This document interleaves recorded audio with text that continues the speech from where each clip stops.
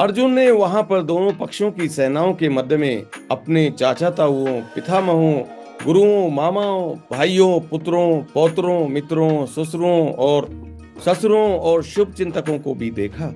अर्थात अर्जुन युद्ध भूमि में अपने सभी संबंधियों को देख सका। वह अपने पिता के समकालीन भूरिश्रवा जैसे व्यक्तियों को, भीष्म तथा सोमदत्त जैसे पितामहों, द्रोणाचार्य तथा कृपाचार्य जैसे गुरुओं, शल्य तथा शकुनी जैसे मामाओं, दुर्योधन जैसे भाइयों, लक्ष्मण जैसे पुत्रों, अश्वत्थामा जैसे मित्रों और कृतवर्मा जैसे शुभ चिंतकों को देख सका। वह उन सेनाओं को भी देख सका जिनमें उसके अनेक मित्र थे।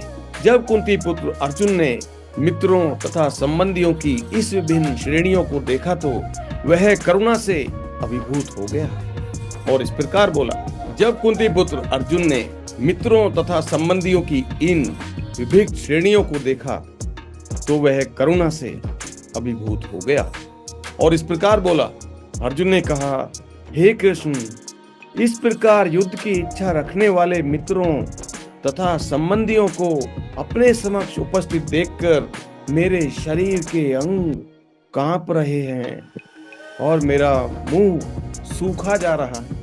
यथार्थ भक्ति से युक्त मनुष्य में वे सारे सद्गुण रहते हैं जो सत्पुरुषों या देवताओं में पाए जाते हैं, जबकि अभक्त अपनी शिक्षा या संस्कृति के द्वारा भौतिक योग्यताओं में चाहे कितना ही उन्नत क्यों ना हो, इस ईश्वरीय गुणों से विहीन होता है। इसलिए स्वजनों, मित्रों तथा संबंधियों को युद्ध भूमि में देखते ही अर्जुन उन सबों के लिए करुणा से अभिभूत हो गया जिन्होंने परस्पर युद्ध करने का निश्चय किया था।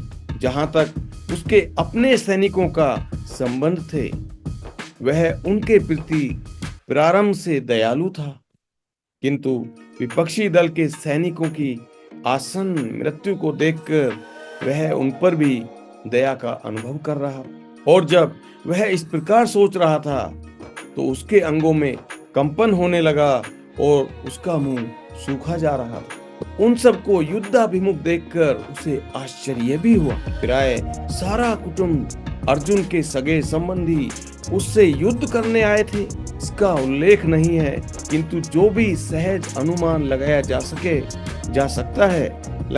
सकता है कि न केवल उसके अंग कांप रहे थे और मुंह सूख रहा था, बल्कि वह दयावश रुदन भी कर रहा था। अर्जुन में ऐसे लक्षण किसी दुर्बलता के कारण नहीं, हृदय की कोमलता के कारण थे, जो भगवान के शुद्ध भक्त का लक्षण है। इसलिए कहा गया है,